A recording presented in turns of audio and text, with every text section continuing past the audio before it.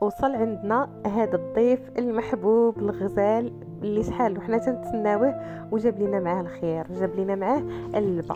فقلت ضروري غنشارك معكم الوصفه، لان ما تيكونش عندنا دائما اللبا، فهذه فرصه باش انني نشارك معكم هذا الخير هذا، ونعرفكم على هذه الوصفه هذه اللي ربما البعض منكم ما عارفينهاش.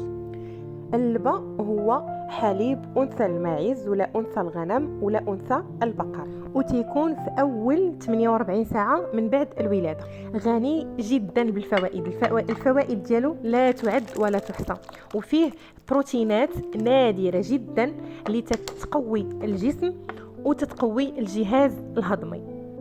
الطريقه ديال التحضير ديالو سهله بزاف. غادي نحطوه في واحد الطنجره ديال الاينوكس اولا ديال الطين، من الافضل باش تكمل الفائده ديالو. غنضيفوا له الملح، غنحطوه فوق نار تكون هادئه جدا، يعني مهيله، يطيب على خاطرو على المهل، وما نوقفوش من التحرك، يعني نحركه باستمرار. ومن الافضل تكون معلقه خشبيه قبل ما يوصل للغليان. ملي يبداو يطلعوا دوك الفقاعات في الجناب، هنا غادي نحيدوا الطنجره من فوق النار، نقصوا واحد الكميه غنحطوها في واحد البواط، من الافضل تكون زجاجيه محكمه الغلق، وندخلوها للثلاجه تبات ليله كامله اولا 6 سوايع الا كنتو مزروبين. الكميه اللي بقات لي في الطنجره رجعتها فوق النار وخليتها تغلى لمده ديال 5 دقائق، وقدمتها في نفس الوقت، يعني تتكال هذيك سخونه. تقدروا تزيدوا معها شويه الزعتر ولا السانوش تنسموها باش ما بغيتوا، تقدروا تعصروها من داك الماء ديالها، وداك الماء ديالها طبعا ما تلوحوش، وديروها كويرات ولا يعني مربعات مع زيت الزيتون.